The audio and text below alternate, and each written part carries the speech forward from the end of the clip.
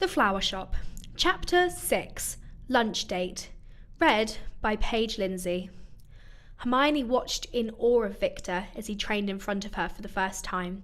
She had seen him play in a few games, but never had she witnessed him laughing with his friends in between exercises and becoming competitive with the teammates that made up the mock opponents.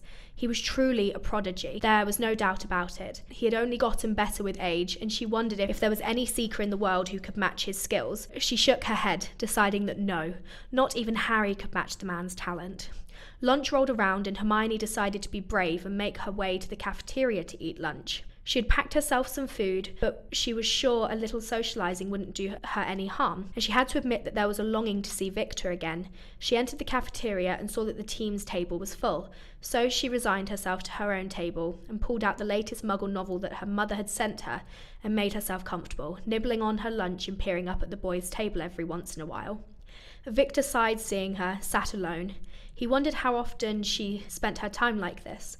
He couldn't shift what she had said about her friends out of his mind. He had felt such pain when she and the Weasley boy had been plastered on the front pages of newspapers and tabloids. But at least she looked happy in the wizard photographs when they had first started dating. He recalled not 4 months after the original pictures had been published, he had seen a photograph of the Weasley boy with a blonde sat on his lap, kissing his cheek as he beamed. Viktor ground his teeth together with frustration. She was such a good, kind person. Why was she being treated so abominably? He was pulled from his train of thought as Sergei leaned over to him and whispered, "She looks like a real vixen in red, doesn't she?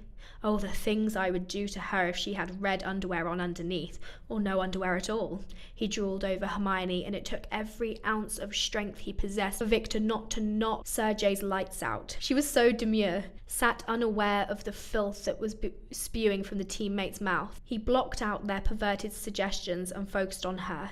She was nibbling on a sandwich and appeared to be fully immersed in her book. He had never heard of the title, nor the Jane Austen who appeared to be the author. He decided that it might have been a Muggle book and smiled inwardly, knowing that she found pleasure in both cultures she had inherited, Muggle from her parents and magic from living in the wizarding world.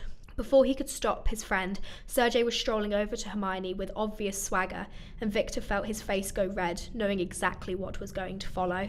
Hermione looked up from her edition of Pride and Prejudice to see Sergei standing in front of her. He was a large man, with overstyled black hair and a face that better suited a very pretty woman rather than a Quidditch player. He sat with his legs spread wide apart and his mouth contorted into a leering grin. "Hermione," he pronounced her name perfectly, and it made a small amount of bile rise in her throat, much preferring Viktor's imperfect pronunciation.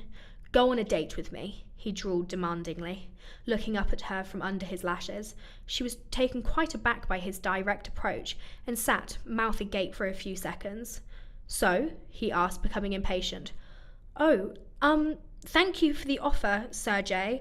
I'm very flattered," she began, wondering how to reject him kindly. "I'm afraid I cannot accept your offer," she said timidly, afraid of his reaction. Her eyes shot up to Viktor, who was staring at her with both pity and anger painted on his face. "Why?" he almost barked at her. She couldn't think of an answer, feeling very uncomfortable. "You have boyfriend?" he asked her impatiently, obviously offended. She thought quickly, knowing she couldn't lie and say yes in fear that her lie would circulate back to Viktor. So she shook her head silently, and she was sure that she heard him growl at her. "You want another?" He raised his voice at this question, pride wounded now. "Yes," she replied without thinking, her eyes wide when she realised what she had said. Sergei's eyes narrowed as he sulked off back to the boys' table. Before thinking, Hermione picked up her belongings and retreated to her office once again. Viktor watched her leave the cafeteria in a hurry. It reminded him of the time she had left the library on account of his followers. The table erupted, mocking Sergei with his lack of prowess. Viktor ignored them until Sergei had said something that sparked his interest. "She wants another. There's nothing I could do," he said in a low voice. Viktor's head shot up. She had said she didn't have a lover, and that she was not close with her male friends. This left Viktor to ponder on who Hermione had been talking about. But his mind was soon diverted by the beginning of afternoon training. He had played poorly in comparison to the morning session. He wondered if Hermione was watching, and once his mind was on her, it could not drift. He indulged himself only for a moment in thinking that the man she had told Sergei of could possibly be him. His heart fluttered, and he hoped dearly that he was the subject of her affections. He yearned to spend more time with her, hearing her wartime stories, no matter how painful, finding out what had changed in the 4 years that they had been apart. The chemistry they had shared still flowed between them, and he was sure that he was just as taken with her as ever.